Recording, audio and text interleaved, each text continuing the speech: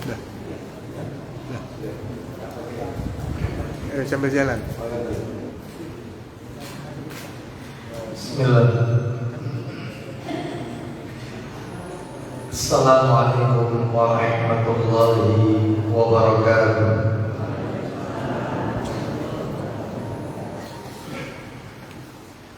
Alhamdulillah. Alhamdulillahi hamdan katsiran thayyiban mubarakan fihi kama yuhibbu rabbuna wa yarda. Wa ashhadu an la ilaha illallah wahdahu la syarika lah wa ashhadu anna Muhammadan abduhu wa rasuluh. Ya ayyuhalladzina amanu taqullaha haqqa tuqatih wa la tamutunna illa wa antum muslimun. Amma ba'du, fa inna asdaqal hadisi kitabullah wa khairal hadi hadi Muhammadin sallallahu alaihi wasallam wa syarral umuri muhdatsatuha wa kullu muhdatsatin bid'ah wa kullu bid'atin dhalalah wa kullu dhalalatin finnar. Ikhwan wa akhwati fillah, bapak-bapak, ibu-ibu, kaum muslimin dan muslimah, jamaah majelis taklim Masjid Ar-Rahmah yang semoga dirahmati oleh Allah Subhanahu wa taala. Tidak ada kata yang patut kita ucapkan di pagi hari ini selain rasa syukur kita kepada Allah Subhanahu wa taala atas segala karunia nikmat yang telah Allah berikan kepada kita. Dengan kenikmatan-kenikmatan tersebut kita dipertemukan kembali oleh Allah Subhanahu wa taala dalam rangka melaksanakan ibadah kepada Allah Subhanahu wa taala. Dan salah satu di antara bentuk ibadah yang kita lakukan pada pagi hari ini adalah thalabul ilmi, menuntut ilmu. Semoga langkah kaki perjalanan kita dari rumah menuju ke majelis ini, niat kita tidak lain dan tidak bukan untuk menuntut ilmu. Mudah-mudahan semuanya tercatat di sisi Allah sebagai pemberat timbangan amal kebajikan kita kelak di yaumil hisab. Nabi sallallahu alaihi wasallam beliau pernah bersabda dalam hadis riwayat Muslim, "Man salaka tariqan yaltamisu fihi ilman sahalallahu lahu bihi tariqan ilal jannah." Barang siapa yang meniti atau menempuh jalan untuk mencari ilmu, baik menempuh jalan mencari ilmunya secara online ataupun secara offline, baik yang hadir di majelis ini maupun mereka-mereka saudara-saudara kita yang sedang menyimak kajian kita secara online di beberapa media sosial, maka semua itu adalah jalan untuk menempuh ilmu. Maka kata Nabi, sahalallahu lahu bihi tariqan ilal jannah, Allah akan memudahkan baginya jalan menuju surga. Semoga kita semua termasuk di dalamnya. Bapak ibu kaum muslimin dan muslimah rahimani wa rahimakumullah, tidak memperpanjang muqaddimah agar kajian kita bisa kita tuntaskan pagi hari ini. Kita akan lanjutkan materi kita Bapak Ibu, sebagaimana yang kita telah sepakati. Kajian kita di Sabtu pekan yang ketiga di Masjid Ar-Rahmah. Pembahasan kita adalah membahas kitab yang ditulis oleh Syekh Abu Abdurrahman Sultan Ali hafidhahullahu ta'ala. Kitab yang berjudul Salasuna Sababan Litanala Rahmatallahi Ta'ala, yaitu kitab yang sudah diterjemahkan ke dalam bahasa Indonesia seperti yang ada di tangan saya ini. Ini adalah buku panduan kita setiap Sabtu yang ketiga di Masjid Ar-Rahmah, yaitu buku yang berjudul Menjadi Istimewa dan Dirahmati Allah menurut Al-Quran dan As-Sunnah. Ada buku yang lain Bapak Ibu yang isinya sama persis seperti yang ada di buku yang saya pegang ini. Judulnya, cetakan terjemahannya adalah 30 sebab agar dirahmati Allah Ta'ala. Karena memang di dalam buku ini dan buku yang saya sebutkan tadi, isinya ada 30 orang yang mendapatkan rahmat di sisi Allah Azza wa Jalla. 30 orang yang dirahmati oleh Allah Subhanahu wa ta'ala, baik yang ada di dalam Al-Quran maupun ada di dalam hadis-hadis Nabi Sallallahu alaihi wasallam. Pagi hari ini Bapak Ibu sekalian, kita akan lanjutkan materi bulan yang lalu. Pada bulan yang lalu kita sudah memasuki orang yang pertama yang dirahmati oleh Allah Subhanahu wa ta'ala. Siapa itu? Masih ingat Bapak Ibu? Orang yang sabar. Orang yang sabar ketika menghadapi musibah. Orang yang sabar ketika tertimpa musibah. Itu adalah orang yang pertama yang dirahmati oleh Allah Subhanahu wa ta'ala.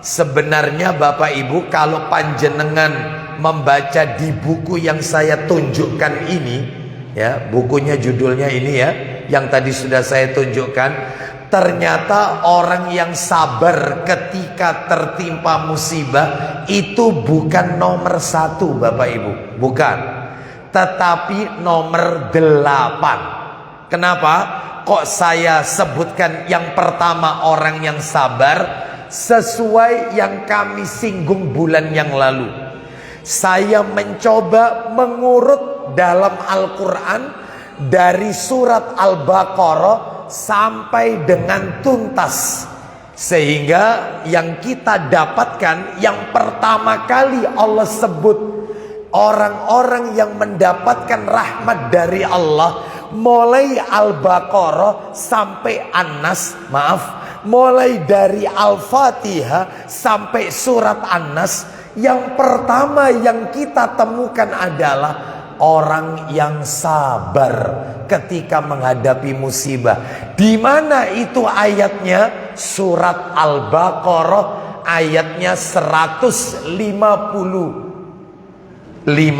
sampai 157.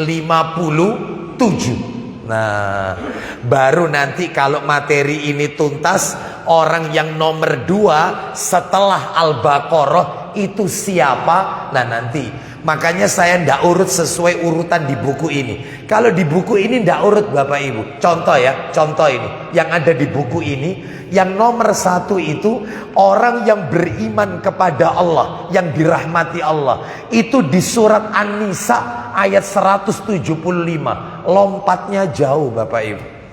Makanya saya urutkan saja supaya enak belajarnya dari Al-Fatihah, Al-Baqarah, Ali Imran, An-Nisa, Al-Maidah dan seterusnya. Siapa orang-orang yang dirahmati Allah yang ada di dalam Al-Quran?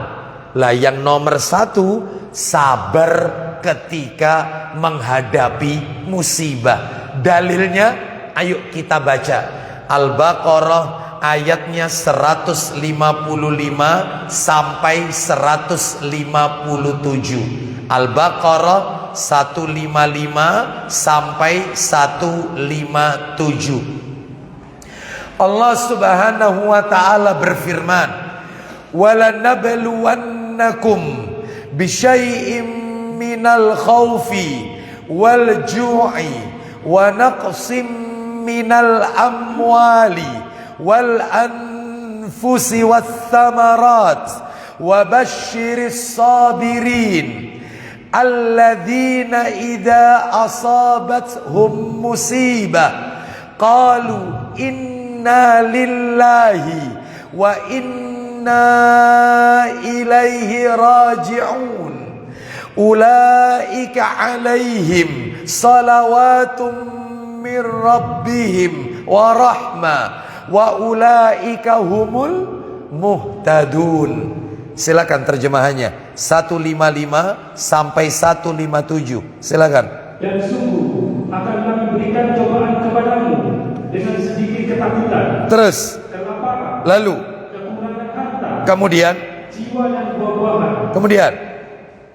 Dan berikanlah berita gembira kepada orang-orang yang sabar. Baik, sungguh kami akan berikan cobaan kepadamu dengan sedikit ketakutan, sebagaimana kita telah merasakannya. Takut pergi ke masjid, takut untuk yaitu berkumpul-kumpul dengan teman kita, dengan keluarga kita. Takut kenapa? Karena adanya pandemi, ya. Jadi Allah berikan ujian kepada kita berupa ketakutan, ya. Terus lanjut, yang kedua kelaparan, yang ketiga kekurangan harta, maksudnya kemiskinan. Lalu jiwa, maksudnya kekurangan jiwa, kehilangan orang yang kita cintai. Terus dan buah-buahan, maksudnya gagal panen. Kemudian, dan berikanlah berita gembira kepada orang-orang yang sabar. Mulai sekarang kita lihat bagaimana orang sabar itu. Silakan. Yaitu orang-orang yang apabila ditimpa musibah, Ya. mereka mengucapkan inna lillahi wa inna ilaihi raji'un. Baik, itulah kalimat istirja. Kalimat istirja adalah ucapan inna lillahi wa inna ilaihi raji'un. Istirja. Terus 157. Mereka itulah yang mendapat keberkahan yang sempurna. Baik, tolong itu terjemahannya diganti, dikoreksi. Saya bacakan teks Arabnya, tidak ada kata-kata barokah, tetapi yang benar saya bacakan ulang teks ayatnya. Ulaika alaihim salawatum mir rabbihim. Salawat, bukan keberkahan. Berarti diganti keberkahan dengan solawat. Ulang lagi Pak Didi, mereka itulah yang mendapat keberkahan solawat. Bukan, nggak pakai keberkahan. Keberkahan diganti solawat yang sempurna. Ulang lagi. Itulah yang mendapat solawat yang sempurna. Ulang lagi. Mereka itulah yang mendapat solawat yang sempurna. Dan rahmat dari Allah mereka. terus. Dan mereka itulah orang-orang yang mendapat petunjuk. Baik, Bapak Ibu sekalian rahimani wa rahimakumullah. Berdasarkan ayat ini Al-Baqarah 155 sampai 157 mengandung 4 pelajaran. Betul ya? Betul ya? 4 pelajaran ya? Mengandung 4 pelajaran. Karena ini sedikit mengulang dari yang bulan yang lalu. 4 pelajaran. Pelajaran yang pertama adalah setiap manusia pasti diuji. Ada kalanya ujian itu berupa sesuatu yang buruk. Ada kalanya ujian itu berupa sesuatu yang menyenangkan. Ada ujian yang buruk, ada ujian yang menyenangkan. Itu pelajaran yang pertama. Saya nggak perlu ulang ini karena sudah saya sampaikan. Bahkan kalau tidak salah bulan yang lalu itu juga sudah saya sampaikan kepada Bapak Ibu perbedaan antara musibah, ujian atau cobaan dengan adab. Betul ya?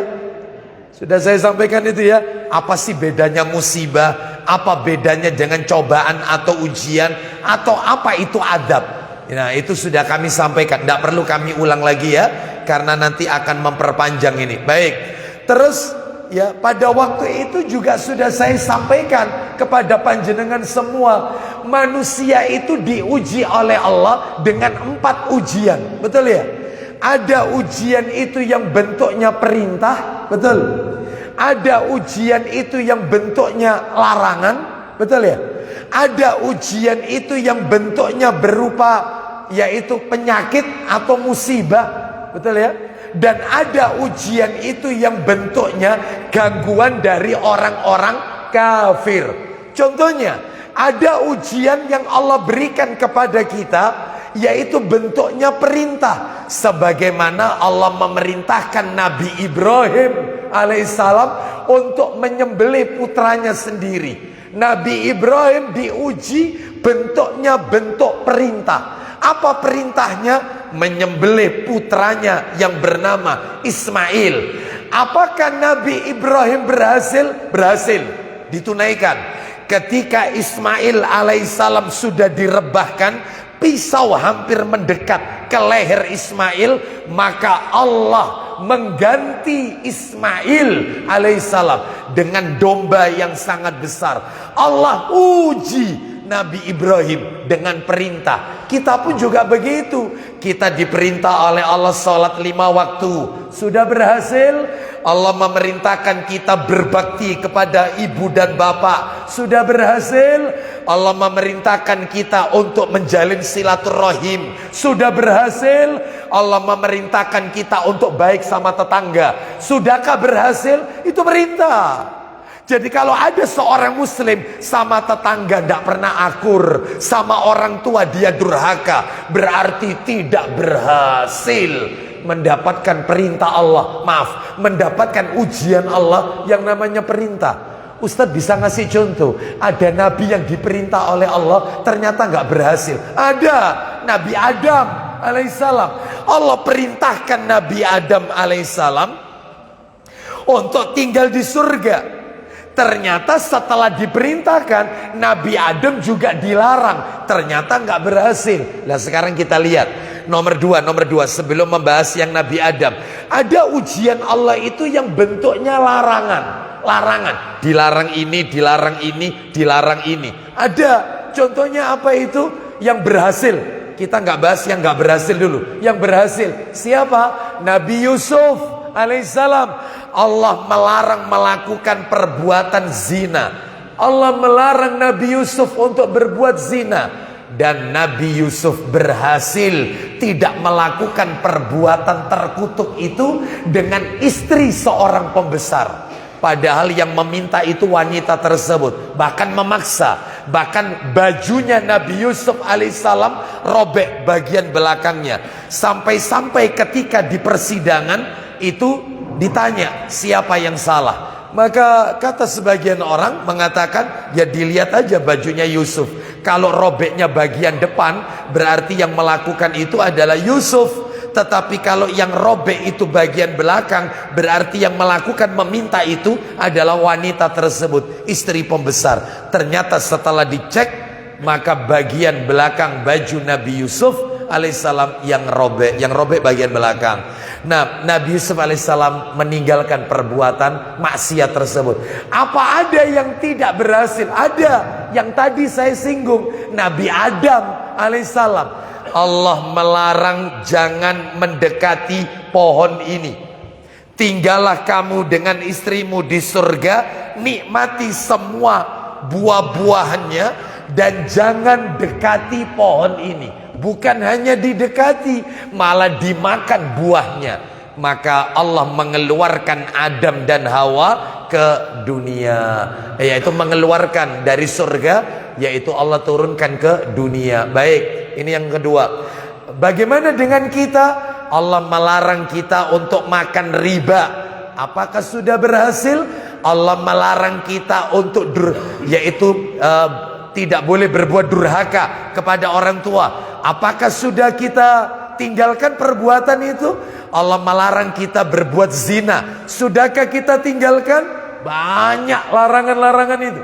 Banyak. Sampai ada buku judulnya Ensiklopedi Larangan. Larangan seputar akidah, larangan seputar ilmu, larangan seputar ibadah, larangan seputar muamalah, larangan seputar pernikahan. Banyak. Ya.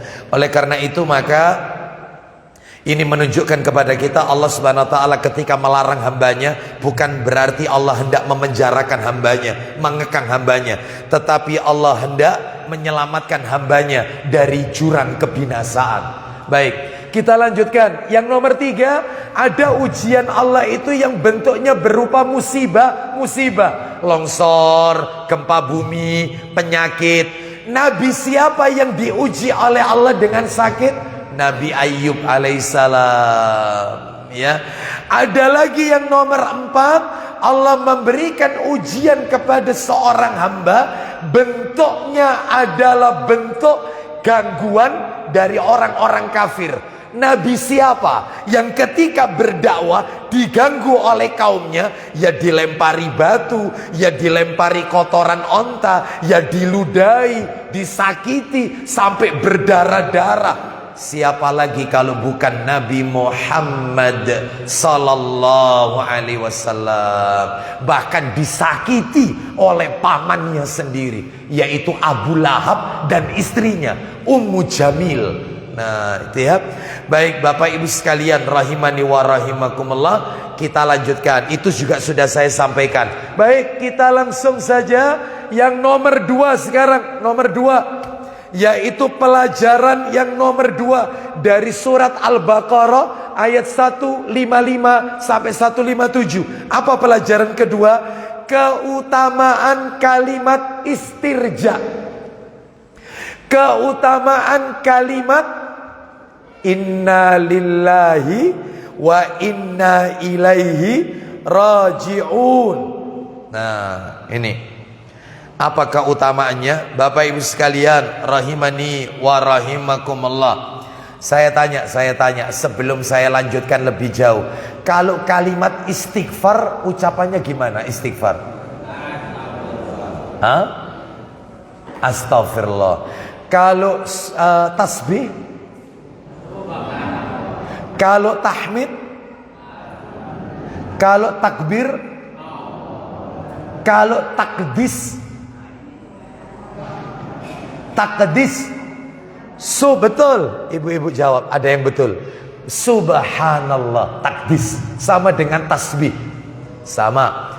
Kalau kalimatnya hauqalah, la haula wala quwata illa billah. Kalau kalimatnya itu istirja, innalillahi. Terakhir.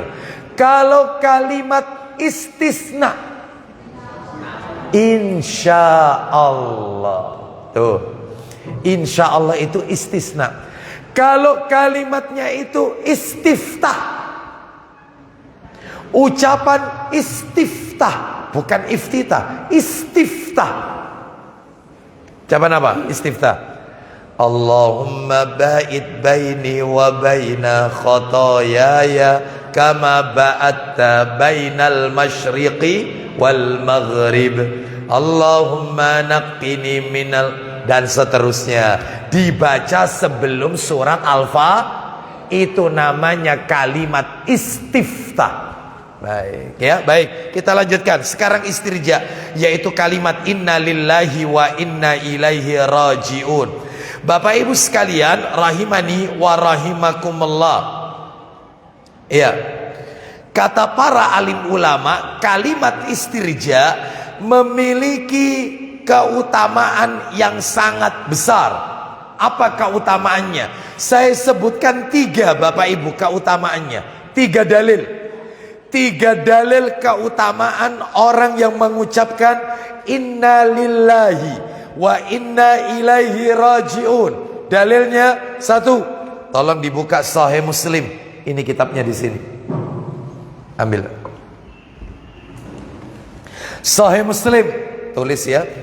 Nomornya 865. Muslim 865. Nomor aslinya 918. Nomor aslinya, nomor asli. Ya.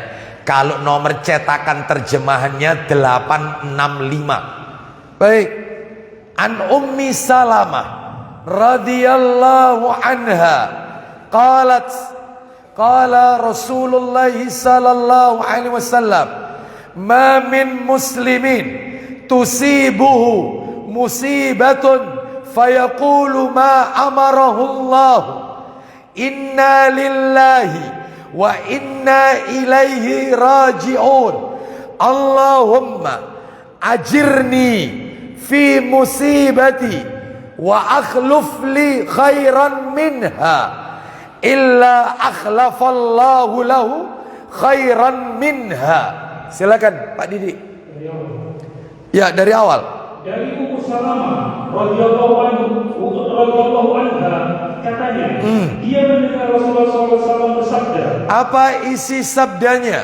Tidak seorang pun di antara orang-orang muslim yang ditimpa musibah Terus lalu dibacakannya apa yang diberitakan oleh Allah. baik, tidaklah seorang muslim kalau kena musibah, apapun musibahnya, banyak musibahnya apapun, lalu dia mengucapkan apa yang Allah perintahkan, yang ada di surat Al-Baqarah itu, yang ayatnya ayat 156 itu, yang tadi panjenengan sudah dengarkan bersama. Lanjut Pak Didi. Yang artinya, Ya. sesungguhnya kami milik Allah dan kembali kepada Allah. Nah itu innalillahi wa inna ilaihi raji'un. Terus Wahai Allah, berilah kami pahala karena musibah ini, dan tukarlah bagiku dengan yang lebih baik daripadanya. stop. Siapa saja seorang muslim yang kena musibah, lalu dia membaca satu, innalillahi wa inna ilaihi raji'un. Dua, Allahumma ajirni fi musibati wa akhluf li khairan minha. Siapa yang mengucapkan itu? Lanjut Pak Didi. Melainkan Allah menukar baginya dengan yang lebih baik. Baik, Allah akan berikan ganti yang lebih baik. Motor hilang, ucapkan innalillahi wa inna ilaihi raji'un. Allahumma ajirni fi musibati wa akhluf li khairan minha. Apapun musibah yang menimpa kita, sakitkah, kehilangan orang yang kita cintaiikah, semuanya. Lanjut Pak Didi, jalan ceritanya. Ketika Ummu Salamah telah meninggal. Loh, bukan Ummu Salamah. Abu Salamah telah meninggal. Ketika Abu Salamah, suami dari Ummu Salamah, meninggal dunia. Lanjut. Ummu Salamah sering bertanya pada dirinya sendiri. Iya. Orang muslim manakah? Orang muslim manakah lagi yang lebih baik daripada Abu Salamah? Orang muslim mana yang lebih baik daripada Abu Salamah? Karena doanya tadi itu, ya Allah, berikanlah pahala untukku atas musibah ini, dan gantikan untukku dengan sesuatu yang lebih baik darinya. Lah Ummu Salamah membaca doa itu sambil berkata, siapa yang lebih baik dari suamiku Abu Salamah? Memang Abu Salamah orang soleh, memang orang soleh. Abu Salamah itu orang soleh, suaminya Ummu Salamah ini. Ternyata, lanjut Pak Didi. Dia orang yang pertama-tama hijrah kepada Rasulullah SAW. Dia orang yang pertama kali hijrah bersama Nabi. Terus, Pertanyaan itu sering diulang-ulangnya. terus. Lalu Allah menukar baginya dengan Rasulullah SAW sendiri. Nah, ternyata dia betul-betul mendapatkan ganti yang lebih baik daripada suaminya Abu Salamah, yaitu Rasul Sallallahu Alaihi Wasallam. Lanjut. Selesai ya? Ya, silakan. Kata Ummu Salamah menceritakan, Ya. beliau mengutus Hatib bin Abu Balta'ah Terus. melamarku untuk beliau sendiri. Nah, terus. Lalu jawabku, bagaimana mungkin aku telah mempunyai seorang anak perempuan, Ya. dan aku sendiri seorang wanita penyiburu. Terus. Jawab beliau, Bagaimana mungkin? Aku ini janda, punya anak perempuan, dan aku ini tidak bisa ngilangkan cemburu ini. Rasul kan istrinya lebih dari satu, sedangkan aku ini cemburuan. Bagaimana mungkin? Lanjut. jawab beliau, anaknya kita doakan kepada Allah. Terus. Supaya dicukupkan Allah segala kebutuhannya. Terus. Dan aku mendoakan pula semoga Allah menghilangkan rasa cemburunya itu. Baik, kata Nabi, aku berdoa kepada Allah semoga anakmu, yaitu anakmu Salama, ya, dicukupi oleh Allah kebutuhannya, dan aku berdoa semoga rasa cemburu dalam hatimu itu hilang. Nah, seperti itu ya. Nah, jadi kalau kita mau berpoligami kayak begini, semoga Allah hilang ya sudah ya. Musibah itu ya. Bapak Ibu sekalian rahimani wa rahimakumullah ya. Kita lanjutkan. Nah, jadi ini keutamaan yang pertama. Orang yang mengucapkan kalimat istirja, Allah akan berikan ganti yang lebih baik. Ini yang pertama. Yang kedua, Bapak Ibu sekalian, dalil kedua tentang keutamaan kalimat istirja. Dalil kedua ini, silakan dibuka dalilnya dalam kitab Sahih Targhib wa Tarhib jilid 6. Saya bawa enggak jilid 6? Ya, nomornya 3491 3491, riwayat Tirmidzi dan Ibnu Hibban. Silakan. 3491 dari Abu Musa radhiyallahu an. Baca. Dari Abu Musa radhiyallahu an, bahwasanya Rasulullah SAW bersabda. Apa isi sabdanya? Apabila anak seorang hamba meninggal, maka Allah Ta'ala berkata kepada malaikatnya, kalian telah mencabut ruh seorang anak hambaku. Stop. Apabila anak seorang hamba itu wafat, meninggal, Allah berkata kepada para malaikat-malaikatnya, kalian itu kan lebih dari satu, Ustaz. Kalian telah mencabut ruh seorang anak hambaku. Loh, memangnya yang mencabut ruh itu banyak, Ustaz? Nah, saya jelaskan dikit ya, supaya kita paham.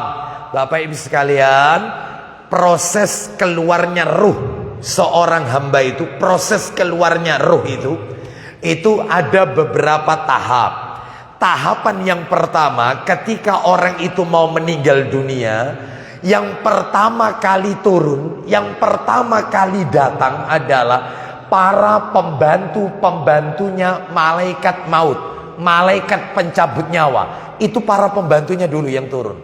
Mereka lah yang mencabut nyawa seseorang, mulai dari telapak kaki sampai ke lutut.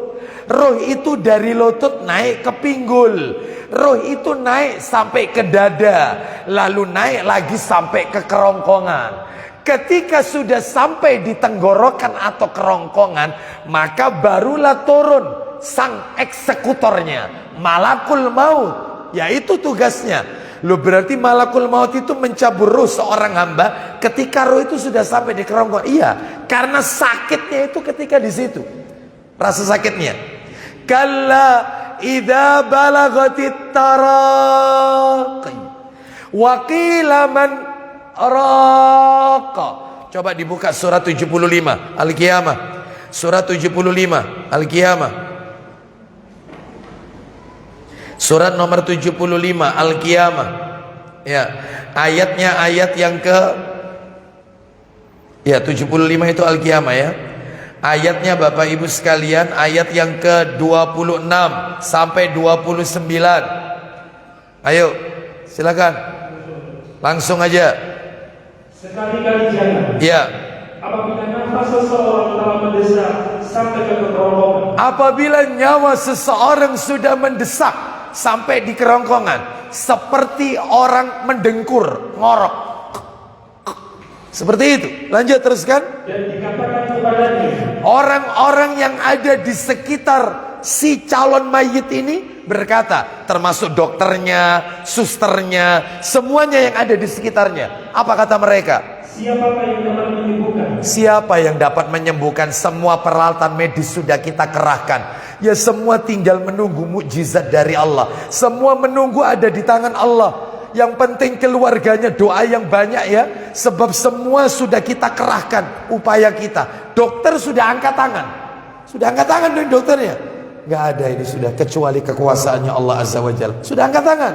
Lanjut teruskan. Dan dia yakin bahwa sesungguhnya itulah waktu perpisahan dengan dunia. Orang yang mau meninggal itu tahu bahwasanya saat itulah dia terakhir.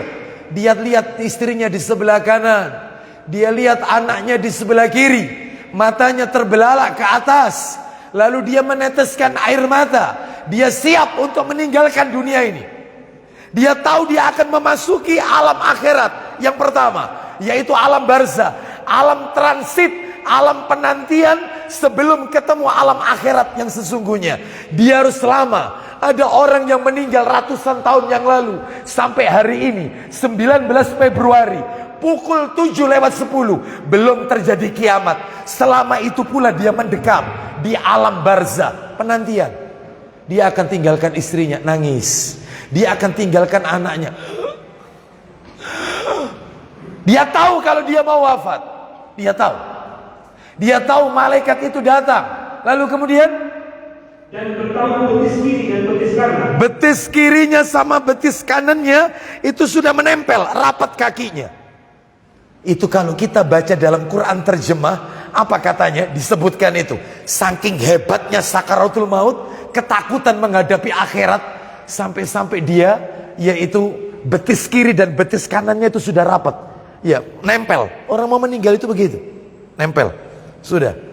Dipegang gak bisa dan seterusnya. Ya, matanya asik lihat ke atas. Kenapa? Karena saat itulah syaitan datang. Syaitan datang. Bagaimana caranya orang ini meninggal gak baca la ilaha illallah. Lalu ditunjukkan oleh syaitan maksiat yang pernah dia lakukan. Kau pernah kurang ajar dengan orang tuamu, nangis dia. Ya Allah. Nangis. Kau pernah durhaka dengan orang tuamu. Kau pernah minum khamr di masa mudamu. Kau pernah zina di masa mudamu. Kau pernah makan riba. Kau zalim sama istrimu. Kau zalim sama anak-anakmu. Dia asik lihat perbuatan maksiatnya. Dia dilupakan dengan amal soleh. Gimana caranya dia meninggal gak baca la ilaha illallah? Syaitan datang. Itu disebutkan dalam hadis yang sahih. Syaitan datang. Pada saat itulah peristiwa genting. Sakitnya itu pada saat yaitu ada di kerongkongan. Nah, saat itulah malakut maut mencabut. Kalau ruhnya itu mukmin, maka diibaratkan oleh Nabi, pencabutan ruh itu seperti air yang keluar dari mulut teko. Mulut teko adalah tempat wadah air. Lancar keluarnya ruh itu. Lalu malaikat membacakan ayat, ya ayyatuhan nafsul mutmainnah, irji'i ila rabbiki radiyatan mardiyah. Ya, surat apa itu? Surat Al-Fajr. Dibaca, hai jiwa yang tenang, keluarlah, keluarlah. Hai jiwa yang tenang. Bapak Ibu sekalian, surat Al-Fajr itu ya, ayat-ayat terakhir. Ini menunjukkan kepada kita prosesnya luar biasa Bapak Ibu. Ya, kita lanjutkan ya, kita lanjutkan. Nah, pada saat itulah malakul maut, sang eksekutornya datang mencabut ruh itu. Nah, kemudian keluarlah ruh itu. Jadi Bapak Ibu, kemudian lanjut hadisnya Pak Didi. Hadisnya. Terus Mereka mengatakan, apa kata para malaikat yang datang lebih dulu tadi sebelum malakul maut? Pembantu-pembantunya malakul maut. Teruskan. mereka mengatakan iya. Ya.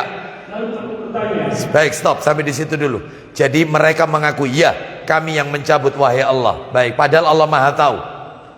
Bapak Ibu, mungkin Bapak Ibu bertanya, lah setelah dicabut itu ruh itu kemudian diapakan Ustadz? Maka disebutkan di dalam hadis yang cukup panjang, kalau orang yang meninggal itu adalah orang soleh, orang mukmin, maka malaikat-malaikat pembantu-pembantunya malaikat maut yang pertama kali datang itu, mereka itu membawa kafan-kafan surga dengan aroma-aroma wangi-wangi yang surga. Ketika roh itu keluar lalu dipegang oleh malakul maut, maka mereka para pembantu malakul maut tidak membiarkan ruh itu berlama-lama di tangannya malakul maut. Segera disambar, dimasukkan ke dalam kain kafan tadi, langsung naik ke atas. Begitu naik ke atas langit, muncul bau yang harum. Lalu semuanya bertanya, seluruh para malaikat di langit, ma hadzal ruhut thayyib, ruhnya siapa yang wangi ini? Lalu dikatakan oleh si pembawa ruh ini, Fulan bin Fulan, rohnya fulan bin fulan. Nama yang terbaik di dunia disebutkan, sak nama bapaknya, sak nama keturunannya. Lalu masuk ke langit pertama, ada pintu, diketuk. Lalu kemudian malaikat penjaga pintu langit pertama berkata, siapa di luar? Fulan bin fulan. Bukakan pintu, dibuka. Begitu masuk ke langit kedua, minta dibukakan. Loh, berarti tiap langit itu ada pintunya? Ya, tiap langit itu ada pintunya. Itulah firman Allah dalam surat An-Naba. Apa kata Allah surat An-Naba? Yaitu wa futihatis sama'u fakanat abwaba, dan pintu-pintu langit sudah dibuka. Tiap langit ada pintunya. Sampai kemana Ustadz? Ruhnya orang itu Ustadz, langit ketujuh. Sampai ke langit ketujuh. Jadi jenazahnya masih di Surabaya, jenazahnya masih banyak yang takziah, belum dikebumikan, belum dimakamkan, bahkan belum dimandikan. Ruhnya sudah langit ketujuh. Lalu di langit yang ketujuh Allah berfirman, tulislah hambaku ini di Iliyin, daftar penduduk surga. Kembalikan dia ke dunia, ke kubur. Karena dari tanah dia aku ciptakan, dan dari tanah pula dia aku kembalikan. Dan nanti akan aku kembalikan, aku bangkitkan juga dari bumi itu juga. Maka menunggu proses jenazah itu dimakamkan. Makanya jangan lama-lama. Orang itu kalau soleh, prosesnya jangan lama-lama. Nunggu anaknya, nunggu ini, nggak usah, kasihan. Dia itu sudah kepingin mendapatkan kenikmatan di alam barzah. Nggak usah lama-lama prosesnya. Ya, nggak usah menunggu waktu lama. Langsung dimandikan, dikafani, langsung disolati, langsung dimakamkan. Nah, pada saat jenazah dimakamkan, dimiringkan menghadap kiblat, ditutup dengan papan, diuruk dengan tanah, ruh itu dimasukkan lagi. Masuk. Lalu didudukkan dia. Duduk. Jasad ini duduk. Dan siap di hadapannya dua malaikat. Kata Nabi, yang satu yaitu kulitnya kebiru-biruan, dan kilatan matanya seperti kilatan petir. Malaikat ini bertanya, "Marabbuk?" Siapa Rabbmu? "Wa madinuk?" "Man nabiyuk?" Siapa Rabbmu, apa agamamu, dan siapa nabimu?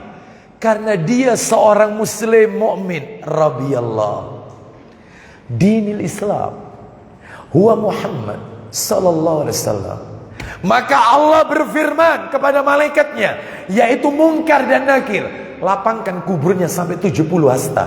70 hasta. Satu hasta itu sekian Bapak Ibu. Ujung jari telunjuk sampai jari sampai siku. Ini satu hasta. Ini 70 hasta. Anggap ini 50 cm, setengah meter. Berarti 70 hasta ya kurang lebih. Lebarkan kuburnya. Buka pintu surga.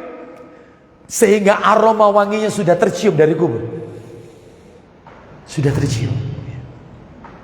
Bapak Ibu tahu apa yang terjadi?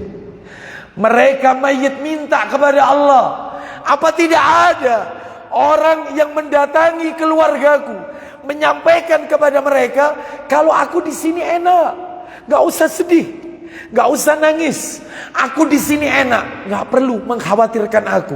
Itu ada Ustadz ayatnya, ada di surat Yasin. Ayo kita buka surat Yasin, surat nomor 36, ayatnya ayat 26. Surat Yasin 36, ayatnya ayat sebentar. Yasin, iya ayat 26. Betul 26. Yang bima ghafaroli itu loh ya. Betul ya? Oh iya betul 26 27 betul. Qila dkhulil jannah qala ya laita qaumi ya'lamun. Silakan. Dikatakan kepada mereka, Silakan. masuklah ke surga. Nah, masuklah kau ke surga. Terus Ia berkata, apa kata orang itu? Ulang lagi, apa kata mayit itu? Silakan. alangkah baiknya sekiranya kaumku mengetahui. Apa tidak ada orang yang pergi menemui kaumku, keluargaku, saudaraku, istriku, suamiku, atau siapapun, yang memberitahukan kepada mereka, dosaku sudah diampuni oleh Allah, aku di sini enak, tidak usah sedih. Lanjut terus. Apa yang menyebabkan Rabbmu memberi ampun kepadaku Dan menjadikan aku termasuk orang-orang yang dimuliakan. Lanjut ayat 28-nya.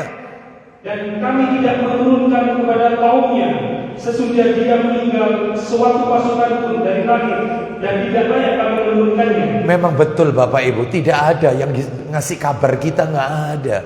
Sampai sekarang kan tidak ada, yaitu kabar dari, yaitu alam barzakh memberitahukan kepada kita keluargamu enak, keluargamu diazab. Nggak ada. Ini semua rahasia Allah Azza wa Jalla. Ini ayatnya, ayat 28-nya. Mudah-mudahan yaitu keluarga kita yang telah wafat, mereka semua diampuni dosa-dosanya, dilapangkan kuburnya, dan ditempatkan oleh Allah di sisinya. Baik, Bapak Ibu sekalian, kita lanjutkan. Nah, tadi ceritanya, apa kata Allah kepada malaikat yang tadi telah mencabut ruh hambanya tadi? Silakan. Lalu Allah bertanya, apa katanya? apa yang dikatakan oleh hambaku? Madza qala abdi. Ulang lagi, apa? Apa yang dikatakan oleh hambaku?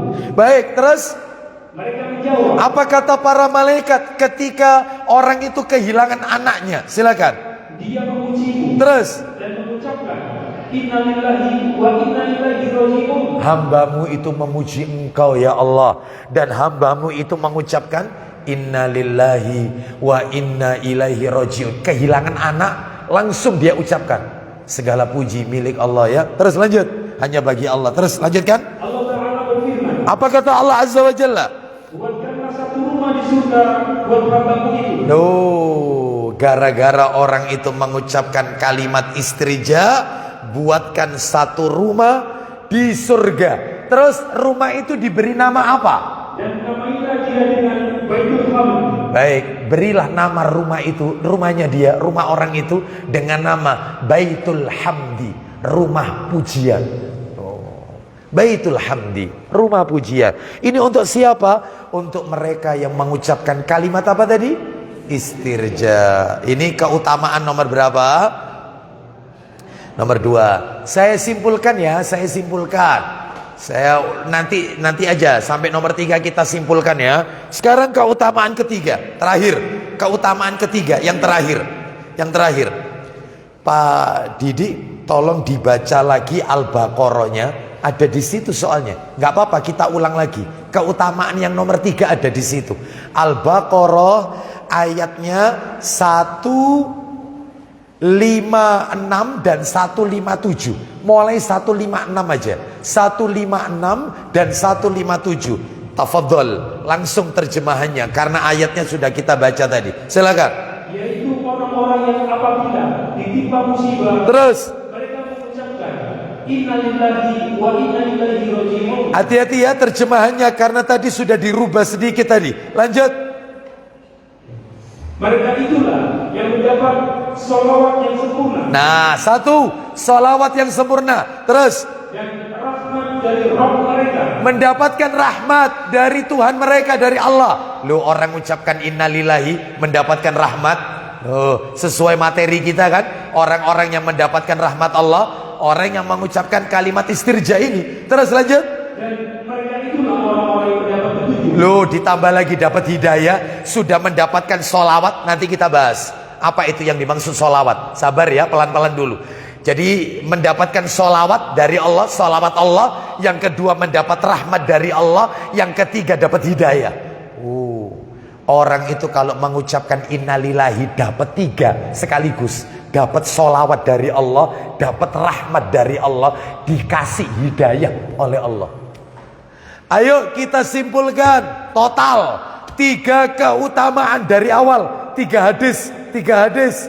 Ayo kita simpulkan. Hadis yang pertama, orang kalau mengucapkan istirja yang dia dapatkan apa?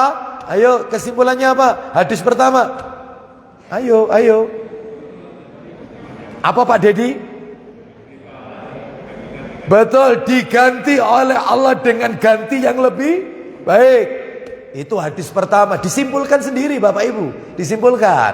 Ya, hadis pertama, orang kalau mengucapkan istirja diberi ganti oleh Allah, ganti yang lebih baik. Sekarang ibu-ibu, bapak-bapak tadi sudah diwakili Pak Dedi. Ibu-ibu, hadis nomor 2. Hadis nomor 2, orang kalau mengucapkan istirja mendapatkan apa? Betul, dibangunkan rumah di surga. Rumah itu diberi nama apa tadi? Baitul Hamdi. Oh. Terakhir, hadis ketiga berlaku untuk Bapak Ibu. Ayo, hadis ketiga kesimpulannya, orang kalau membaca innalillahi wa inna ilaihi rajiun dapat apa? Satu, dapat apa tadi? Dapat solawat dari Allah. Nomor dua, rahmat dari Allah. Nomor tiga, mendapat hidayah alias petunjuk. Berarti kalau di total semuanya, hadis 1, 2, dan 3 total, orang yang membaca istirja mendapatkan urut. Nomor 1 diganti dengan ganti yang lebih baik. Nomor 2 mendapatkan rumah di surga, diberi nama Baitul Hamdi. Nomor 3 dapat solawat dari Allah. Nomor 4 rahmat dari Allah. Nomor 5 mendapat hidayah. Faham sampai di sini? Baik, Bapak Ibu sekalian rahimani wa rahimakumullah, inilah keutamaan kalimat istirja. Sekarang pelajaran yang nomor 3, yaitu sabar. Kan surat Al-Baqarahnya tetap ngikut terus. Ya tadi ayat 155 sampai 157 mengandung 4 pelajaran. Pelajaran pertama, setiap manusia pasti diuji. Bulan yang lalu lewat. Nomor 2, keutamaan kalimat innalillahi wa inna ilaihi rajiun baru saja selesai. Nomor 3, sabar. Betul ya? Sabar. Bapak Ibu sekalian rahimani wa rahimakumullah, untuk sabar ini saya akan sampaikan, yaitu supaya enak belajarnya, ada 3 Bapak Ibu, 3 hal tentang sabar yang perlu panjenengan pahami. 3 hal tentang sabar. 3 hal. Yang pertama, makna dan hakikat sabar. Apa sih sabar itu? Sabar ialah, ayo, kadang-kadang susah kita mendefinisikan. Ya, sabar adalah, ayo, sulit ya mendefinisikan. Nah, ini kita bahas ya, makna dan hakikat sabar. Yang kedua, hadiah bagi mereka yang sabar. Orang itu kalau sabar itu dapat apa? Dari Allah. Allah akan memberikan apa? Hadiahnya apa? Pahalanya apa? Keutamaannya apa? Nah, ini yang nomor 2. Hadiah bagi mereka yang sabar. Itu nomor 2. Ya. Meskipun namanya sudah Pak Sabar, tetap dapat pahala. Ya, jangan khawatir. Ya. Kalau sabar, sebab ada Pak Sabar tapi ngamuan, ada nggak? Oh, ya. Namanya Pak Sabar tapi nggak sabaran ya, di jalan marah ya, seperti itu ya. Baik, mobil dipotong sedikit marah ya. Baik, kita lanjutkan. Gak dijak taklim marah. Ya. Baik, sabar. Apa itu? Nomor 2, hadiah. Nomor 3, serba-serbi sabar. Ini yang menarik, itu yang nomor 3 Bapak Ibu. Cuman kayaknya waktunya tidak cukup ya. Serba-serbi sabar. Itu sebab nanti itu ada serba-serbi sabar itu. Sabar nuntut ilmu itu ada. Sabar berteman dengan orang yang soleh itu ada nanti. Contoh-contohnya banyak. Sabar kepada orang tua. Lu ada lo orang tua itu yang, mohon maaf itu, yang suka marah. Ada orang tua itu yang suka tersinggungan. Ada orang tua itu yang suka melanggar aturan-aturan sholat. Ada loh orang tua itu tidak mau sholat, tidak mau puasa Ramadan ya. Ada bahkan orang tua itu suka yang kelenik-kelenik itu ada. Anaknya ya harus sabar. Harus sabar. Lah itu kayak apa Ustaz? Contohnya harus sabar. Nanti ini ada orang tua itu egois. Ya. Pokoknya nek bapak ngomong ini ya wis. Ada orang tua kan model kayak ini ya. Terus pokok kalau sudah kena pokok itu repot sudah ya. Ya. Pokoknya gini wis, gak iso. Itu ada orang tua model kayak gini. Ya. Tapi kalau Pak Harto ini sabar, Pak Harto ini, masya Allah. Ya, ada orang tua itu yang nggak mau mendengar nasihat itu ada, gak bisa dituturi, gak bisa dinasihati. Ya, Pak, padahal anaknya sudah sopan santun ini, Pak, mohon maaf loh Pak, ya panjenengan itu tidak sesuai sunnah. Padahal anaknya nggak bilang bid'ah, enggak. Tidak sesuai sunnah. Apa kata orang tuanya? Kon ropo. Ya. Ustadzmu kon belajar sampai aku. Loh. Ada nggak model-model kayak gini? Ustadzmu suruh belajar sama aku. Oh, Ustadz kat wingi belajar kat wingi ngurui wong tua. Nah itu ya. Nggak mau dinasihati itu. Ya. Ada orang tua itu yang suka utangan. Nanti anaknya yang nutupi terus. Itu ada. Itu ada. Ini harus sabar. Ya, harus sabar. Itu termasuk ngedepi mertua. Ngedepi mertua itu juga harus sabar. Sebab ada mertua itu yang ngeselin itu ada ya. Ya, ngeselin itu ada. Baik, terus sabar dalam berdakwah, diolok-olok, ya. Nanti kata-katanya dipermasalahkan, ya. Seperti itu, masalah wayang jadi ribut, ya. Ya, ujiannya ustadz itu ya kayak gitu itu Bapak Ibu. Iya. Ya siapa yang jadi ustadz ya resiko. Kan gitu ya. Seperti itu ya. Padahal maksudnya tidak seperti itu ya. Terus termasuk sabar dalam rangka menjaga syahwat. Seperti itu ya. Menjaga syahwat itu harus sabar. Termasuk ketika musibah, sabar dalam berumah tangga, sabar didik anak perempuan, sabar berbuat baik kepada karib kerabat. Kan ada keluarga itu yang ngeselin itu ada. Itu ada. Terus juga sabar ketika terkena wabah. Baru hilang yaitu varian alfa, muncul varian delta. Ya, delta baru selesai, muncul omikron. Hah? Ini belum abikron, belum. Ini masih umiknya ini. Omikron. Ya, seperti itu. Ya, Bapak Ibu sekalian, ya Allah, ya.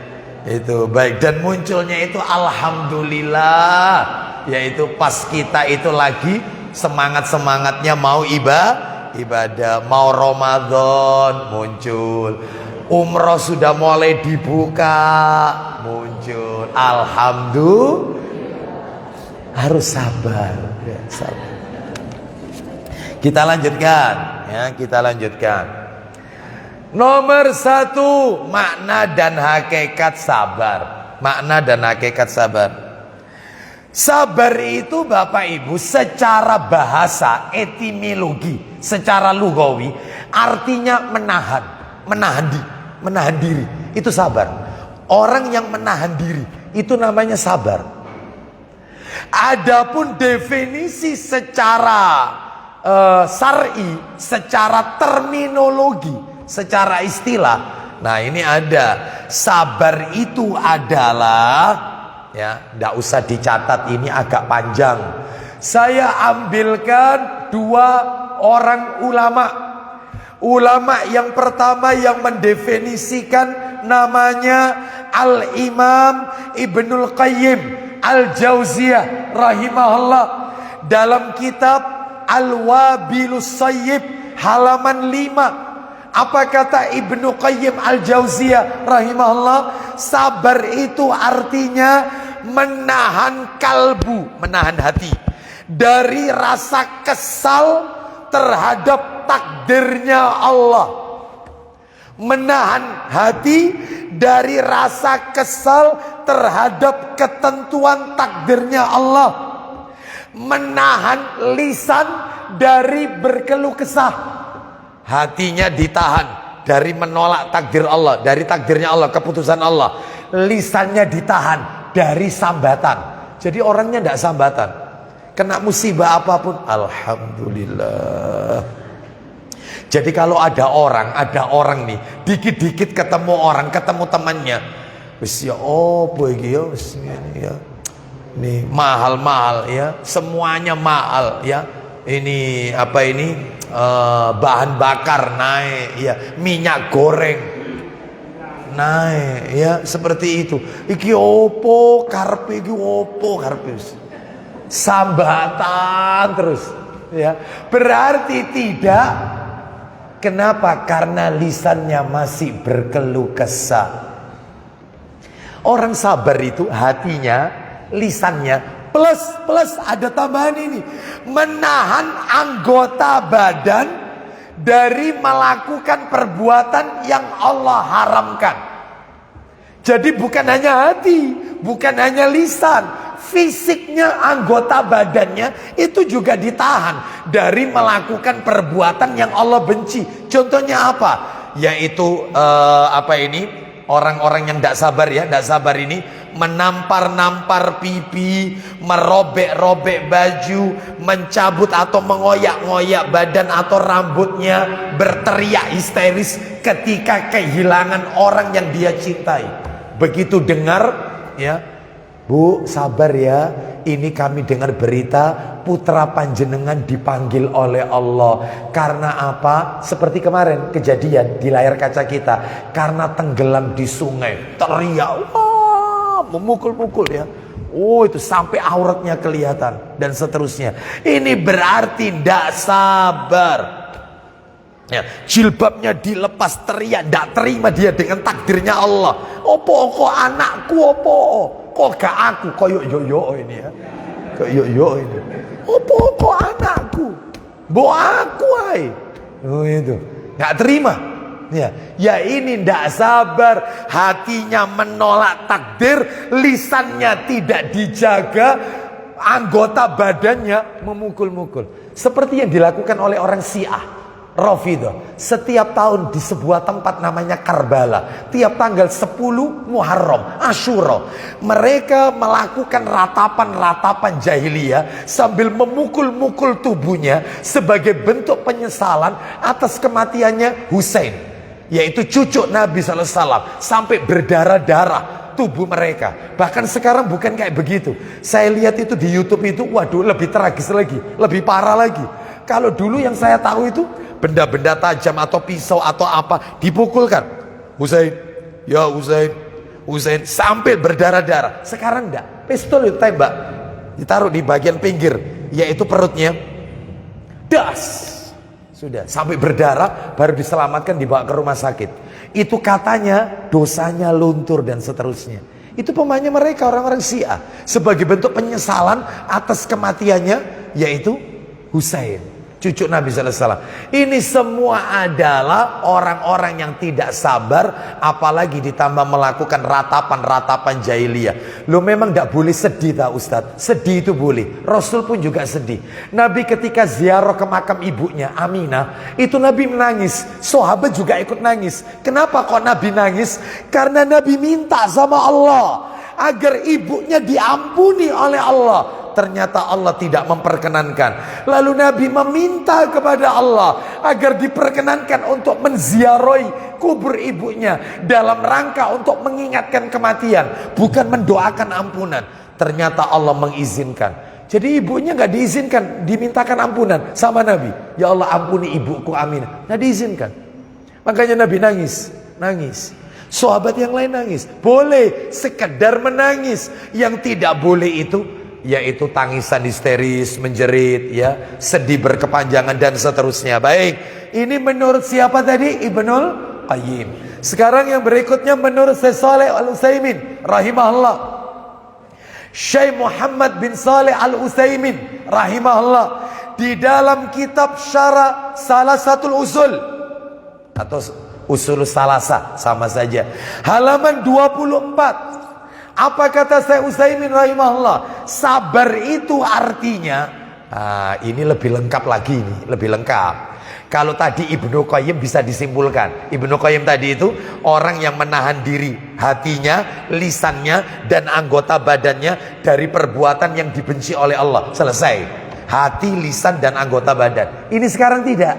Kata Syekh Utsaimin rahimahullah, sabar itu adalah meneguhkan diri dalam menjalankan ketaatan kepada Allah. Nah ini, meneguhkan diri dalam menjalankan ketaatan kepada Allah. Satu. Yang kedua, menahan diri dari perbuatan maksiat.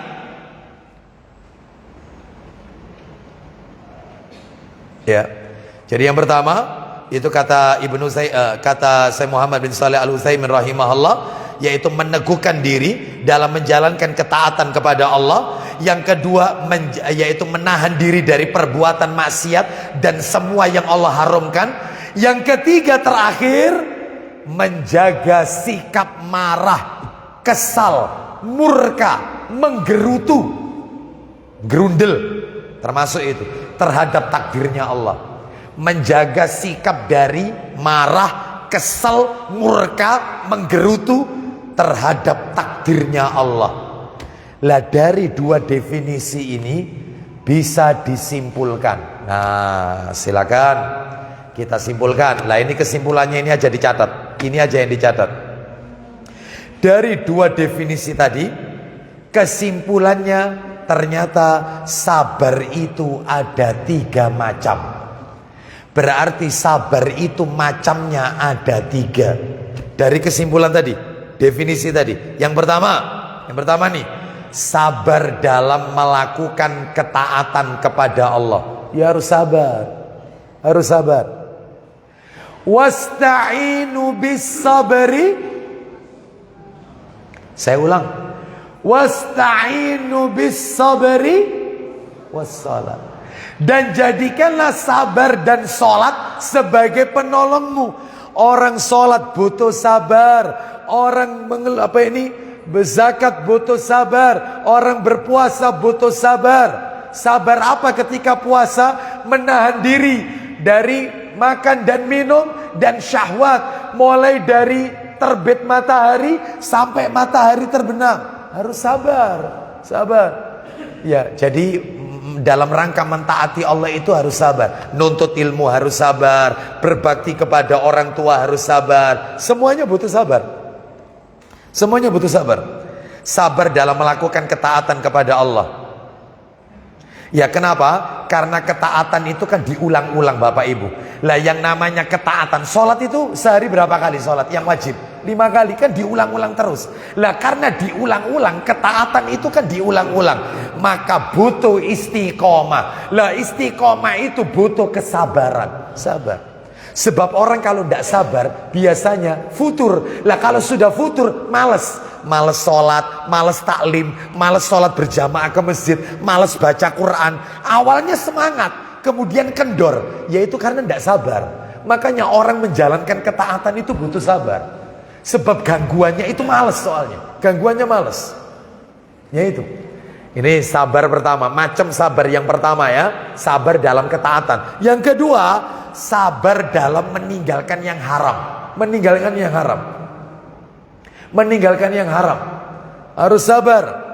Meninggalkan minum khamar, meninggalkan riba, meninggalkan semuanya, meninggalkan zina. Harus sabar. Meninggalkan yaitu makan hartanya orang, ditinggalkan. Ya. Sebab ada loh orang itu cari rizkinya tidak sabar. Cari rizki tidak sabar. Yang penting dapat, sehingga apapun dia lakukan. Entah itu ngambil hartanya orang, entah itu begal, entah itu korupsi, entah itu melakukan suap menyuap. Yang penting dapat. Tidak sabar dalam mencari rizki. Nah itu. Yang kayak begini ini sudah saya singgung tadi pagi dalam kajian saya, yaitu di Masjid Baitul Jannah Central Park tadi. Yaitu masalah istiqomah tadi pagi. Yang dicintai Nabi nomor 1, istiqomah. Lah salah satunya itu adalah yaitu Orang kalau istiqomah itu rizkinya dicukupi oleh Allah. Dan orang itu rizkinya bisa berkurang karena dosa maksiat. Jadi orang kalau melakukan dosa maksiat, jatah rizkinya yang halal, yang masih ada di langit, itu sama Allah dikurangi terus. Kalau melakukan maksiat, itu disebutkan oleh Ibnu Abbas radhiyallahu anhuma. Ya, jadi dosa maksiat itu bisa mengurangi jatah rizki yang halal. Tetapi kalau kita melakukan ketaatan, rizkinya ditambah terus oleh Allah Azza wa Jalla. Baik, saya lanjutkan. Jadi sabar dalam meninggalkan yang haram. Yang nomor 3, sabar dalam menghadapi takdir yang terasa menyakitkan. Sabar dalam menghadapi takdir yang terasa menyakitkan. Sebenarnya tidak ada Bapak Ibu takdir buruk, itu tidak ada. Buruk itu karena kacamata kita. Sebenarnya semua yang Allah tetapkan itu baik untuk hamba-hambanya. Lihat katanya Allah, boleh jadi kau tidak menyukai sesuatu, padahal sesuatu itu baik untukmu. Boleh jadi kau yaitu menyukai sesuatu, padahal sesuatu itu tidak baik untukmu. Itu ada itu, yaitu di surat An-Nisa ayat 19 itu, ayat-ayat yang terakhir. Boleh jadi kau menyenangi sesuatu padahal itu gak baik untukmu. Boleh jadi kau membenci sesuatu padahal itu baik untukmu. Kita gak tahu, yang tahu Allah. Termasuk corona ini, COVID-19 ini. Ini takdir yang menyakitkan. Itu kacamata kita. Tapi kacamata Allah itu baik untuk kita. Loh, baiknya dari mana Ustadz? Untuk orang mukmin peluntur dosa. Mereka yang meninggal syahid. Orang terkena wabah, terkena taun, syahid. Seperti itu. Semuanya baik. Tidak ada takdir buruk-buruk, itu kacamata kita. Semua itu menurut Allah baik. Nah, makanya Allah kalau menakdirkan yang buruk-buruk, gak boleh kita katakan dari Allah. Katakan diri kita. Cerai, mati bunuh diri, tertimpa musibah apa? Karena kesalahan kita. Jangan dikatakan dari Allah. Tapi kalau baik-baik, dikasih sehat, alhamdulillah Ustaz, Allah kasih saya sehat. Betul. Dikasih anak keturunannya pinter-pinter, soleh-soleha, alhamdulillah Ustaz, anak putuku Ustaz, soleh-soleha, dari Allah. Betul. Alhamdulillah Ustaz, rumah tangga saya sakinah mawaddah warahmah, rezeki saya alhamdulillah Allah berikan. Allah, betul. Tetapi ketika kita kena musibah, sakit atau apapun, ya saya salah saya sendiri Ustaz. Saya ceroboh. Itu jangan dikatakan itu dari Allah. Di mana itu dalilnya? Pak Didi, surat An-Nisa ayatnya coba 179. Ayatnya 79 An-Nisa kok. An-Nisa kan sampai 176. An-Nisa ayat 79. Ya. Ma asabaka min hasanatin faminallah. Wa ma asabaka min sayyi'atin famin nafsik wa arsalnaka linnasi rasula wa kafa billahi syahida. Silakan. Apa saja nikmat yang kamu peroleh adalah dari Allah. Ulang lagi. Apa saja nikmat yang kamu peroleh adalah dari Allah. Nikmat apa saja dari Allah. Terus, dan apa saja bencana yang menimpamu, maka dari kesalahan dirimu sendiri. Loh, jelas sekali, semua yang baik-baik dari Allah.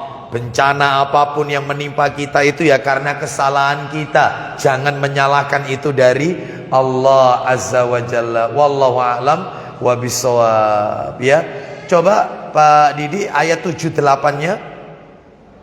78-nya dibaca, langsung terjemahnya, dimanapun kamu berada, ayo.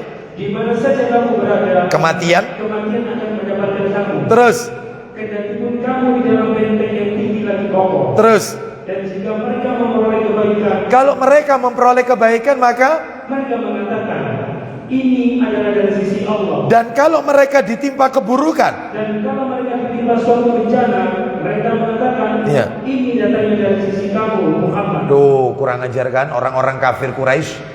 Mereka mengatakan kalau mendapatkan kebaikan ini dari Allah, dari Allah.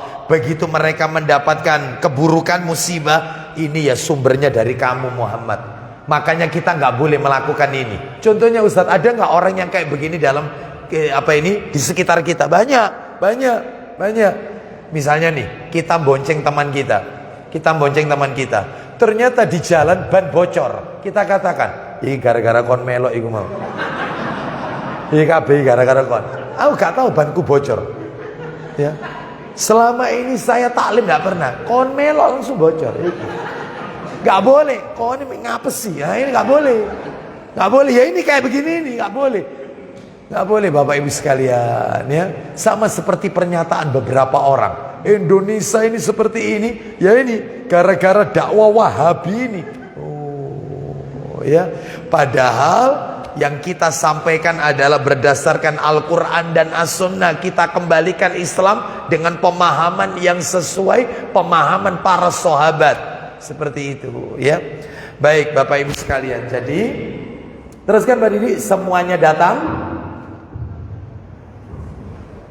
Mereka katakanlah Muhammad, semuanya datang dari sisi Allah. Semuanya itu datang dari sisi Allah.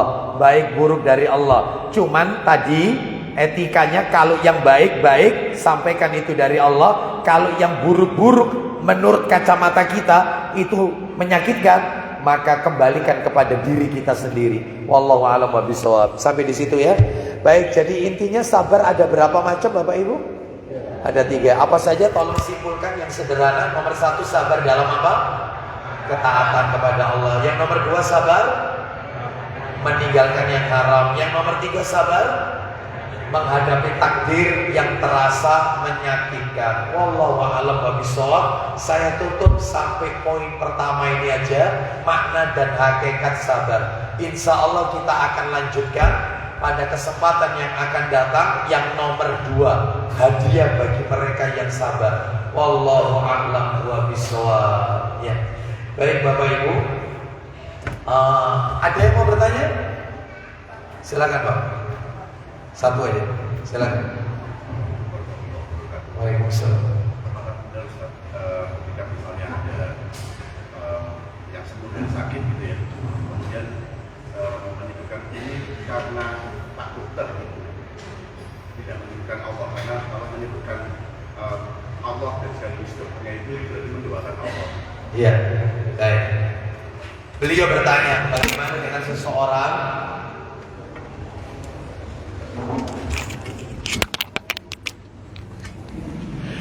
dengan seseorang yang dia mengatakan saya sembuh dari sakit ini karena tak bawa ke dokter itu. Dokter itu yang telah menyembuhkan saya. Kalau tidak ditangani dokter itu, waduh tidak taunya. Ada lagi yang ngomong begini, saya kalau tidak minum obat ini mati. Obat iki sing gawakno umurku dawa. Ada nggak orang-orang kayak begini? Obat ini Ustaz, obat iki sambung nyawa, obat iki Ustaz. Ya kayak begitu ya, sambung nyawa. Nah, karena obat, karena dokter. Ya. Apakah benar yang seperti ini? Bapak Ibu sekalian, ini adalah kalimat-kalimat yang mau tidak mau, sadar tidak disadari masuk ke dalam ranah kesyirikan. Syirik. Sekalipun itu bukan syirik besar, syirik kecil, tetapi kalau sering-sering dia lakukan, ya yang kecil akan berubah menjadi besar karena sering dia lakukan. Di mana dalilnya kalau ini syirik? Kata-kata ini buka Al-Quran. Al-Qurannya dibuka. Suratnya surat nomor 29 Al-Ankabut 29, ayatnya ayat 65. Al-Ankabut, fa idza raqibu fil fulki da'awullaha mukhlishina lahuddin falamma najjahum ilal barri idza hum yusyrikun. Loh, jelas sekali kan? Silakan. Maka apabila mereka naik kapal, terus mereka berdoa kepada Allah dengan memurnikan ketaatan kepadanya. Stop. Apabila mereka naik kapal, lalu kapal itu diterpa oleh ombak yang besar, kapal itu oleng. Semua orang yang ada di dalam kapal itu memurnikan ketaatan kepada Allah. Ya Allah tolonglah kami ya Allah. Hamba mohon ampun. La ilaha illallah. Allahu Akbar. Kapal oleng. Diterpa ombak besar. Tapi ketika mereka selamat, tidak ada satupun yang tenggelam. Kapal itu pun sampai ke daratan. Lanjut. Maka tatkala Allah menyelamatkan mereka sampai ke darat, Ternyata tiba-tiba mereka kembali mempersekutukan Allah. apa kata mereka? Untung loh nahkodanya pinter, untung. Itu coba nahkodanya gak pinter, wah tenggelam. Untung loh di kapal itu ada Pak Yainya. Yang saya waktu itu kapal oleh Pak Yai itu berdoa, nek gak ana wong iku kelelep dhewe, gak iso. Untung kapal itu tahun pembuatannya tahun masih muda, bukan kapal tua. Itu kalau kapal tua entek awak dhewe.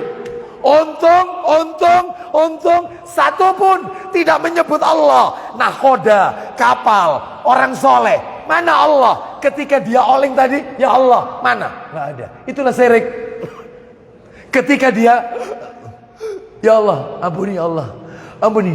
Gak kuat aku ya Allah, Allah Akbar. Begitu waras, dokter iki lo pinter, sing waras ya iki dokter iki. Nek gak diwong iki sing anu gak dicekel dokter iki, wah, tebal. Wis 40 dino nih awal-awal iki wis. Ada nggak yang mau begini? Syirik yang kayak begini. Lah terus ngomongnya gimana? Atas pertolongan Allah melalui perantara dokter tersebut, maka Allah menyembuhkan saya. Atau langsung Allah yang menyembuhkan saya, melalui perantara dokter tersebut. Dawa iku apa Ustaz? Nah ya ini masalahnya. Ini tetap ucapkan Allah yang memberi saya rezeki melalui perantara itu. Itu ya, seperti itu. Jadi sampaikan itu adalah Allah yang apa ini? Semuanya adalah dari Allah ya. Wallahu alam wa bisawab ya. Jadi begitu Pak ya. Intinya begitu ya. Karena itu adalah termasuk syirik. Makanya karena ini sadar tidak sadar seringkali kita lakukan. Ada doanya Bapak Ibu. Ada doanya, dihafalkan doa itu. Ada kok di bukunya Ustadz Yazid Jawas hafizahullah ta'ala, buku kumpulan doa dalam Al-Quran dan As-Sunnah. Bunyinya begini doa itu, Allahumma inna na'udzubika min an nusyrika bika syai'an na'lamu wa nastaghfiruka lima la na'lamu. Ya Allah, aku berlindung kepadamu dari dosa syirik yang aku ketahui, dan aku minta ampun kepadamu dari dosa syirik yang aku tidak sadar, aku tidak tahu. Hafalkan itu, hafalkan ya. Karena kita sering kali itu, kadang-kadang kita tidak sadar ini, kita tidak sadar.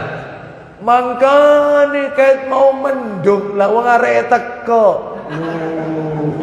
Syirik itu. Mangkane kait mau mendung terus lah teko dungare teko makane mendung. Ada nggak yang kayak begini? Iya, itu syirik tapi. Makanya berdoa, minta perlindungan kepada Allah. Karena sadar tidak sadar kita ini. Ya Allah, kupu-kupu melbu mari ini ana tamu. Loh, sudah. Tangan ini legat mau kok gatel terus. Hati oleh, bukan memang gudikan memang. Kok bisa lah rezeki memang gudikan.